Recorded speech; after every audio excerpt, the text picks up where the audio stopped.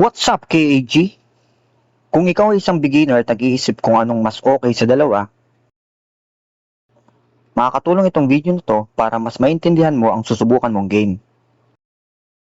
Para pwede mong maiwasan ang magsaya ng oras, effort at pera, classic ba o origin? Pag-usapan natin. Let's go! Axie Classic o Axie Origin? Ano ba ang dapat laruin ng isang beginner? Alam mo, karamihan na pumapasok sa Axie, iisa agad ang nasa isip. Pare-pareho lang yan. Axie is Axie, di ba? Pero kung beginner ka, sobrang laking difference kung classic o origin ang una mong lalaruin. At dito, madalas, nagkakaproblema. So sa kwento ko na to, hindi ako bilang fanboy, hindi rin basher, kundi bilang player na dumaan sa hype, grind at real talk. Ano ba ang Axie Classic? Ito yung original Axie. Ito yung sumikat nung play to earn era. Turn-based, card system, energy, daily grind ng SLP. Kung narinig mo na yung quota, MMR, o ubos energy, tapos grind ulit bukas, classic yan.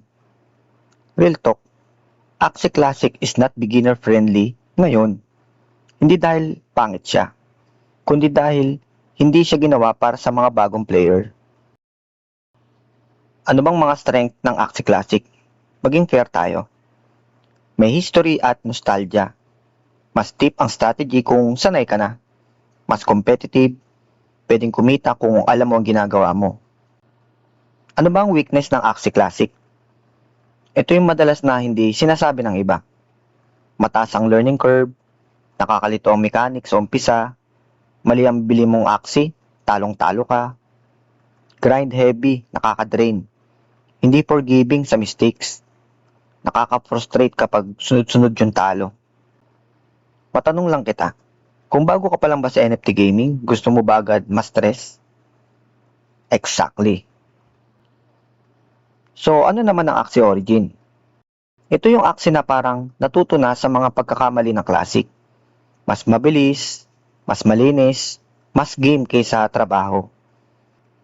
Kung ang Classic ay parang old school grind game, ang Origin parang modern card game na pwedeng laruin kahit chill ka lang. Ano bang mga strength ng Axie Origin? Ito ang dahilan kung bakit mas ire-recommenda ko to sa mga beginner. Siyempre, beginner friendly siya. May tutorial na talagang helpful. Mas malinaw ang mechanics, mas forgiving kapag nagkamali ka, mas focus sa fun, bago yung kita. At mahalaga yan. Kasi kung hindi ka nag-i-enjoy, tatagal ka ba? Ano naman ang mga weakness ng Axie Origin? Siyempre, hindi yan perfect. Hindi agad malaki ang kinikita mo.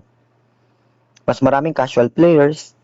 Kung hardcore ka agad, baka mabiting ka sa umpisa. Classic at Origin, real talk comparison. Gawin nating simple. Kung beginner ka, tapos Classic agad, mataas ang chance na ma-overwhelm ka. Mabilis kang mapagod, posibleng isipin mo na patay na yung Axie. Kung beginner ka naman at sa Origin, mas tatagal ka. Mas maiintindihan mo ang laro, mas natural ang progression, mas mababa ang stress. Beginner mistake. Maraming beginners pumapasok sa ganitong mindset. Saan mas kikita? Mali yung tanong. Ang mas importanteng tanong, saan ako tatagal? Kasi kahit gaano kalaki ang kinikita mo on paper, kung 1 to 2 weeks lang, tapos quit, wala rin. Sa personal experience ko, honest take. Nung binalikon ko ang Classic after matagal na panahon na hindi ako naglaro, parang bumalik ako sa trabaho na luma na yung sistema. Pero nung naglaro ako ng Origin, parang game na pwedeng laruin ko kahit pagod na ako. Kahit chill lang, kahit nagkikwentuhan. At bilang content creator, mas madali siyang i-explain, i-stream, i-live, at i-relate sa mga viewers.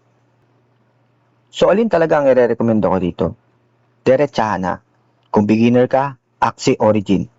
Hindi dahil sa uso, hindi dahil sa mas madali, kundi dahil mas mataas ang chance na hindi ka kagad sumuko.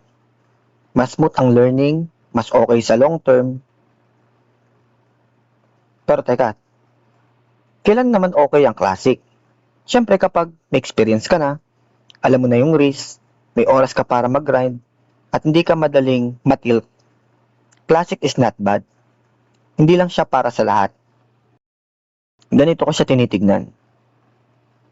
Axie Classic, chess tournament. Axie Origin, chess app sa phone. Parehong chess, magkaiba lang ang target player. Ikaw, kung babalik ka sa umpisa, Classic agad o Origin muna? Comment mo sa baba. Gusto kong makita ang point of view nyo. Hindi lahat ng Axie version ay para sa'yo. At hindi lahat dapat pilitin. Ang tamang laro ay yung larong tatapusin mo, mag-e-enjoy ka. Hindi yung sisimulan mo lang. Laro na may mind game, laro na may plano. Game on!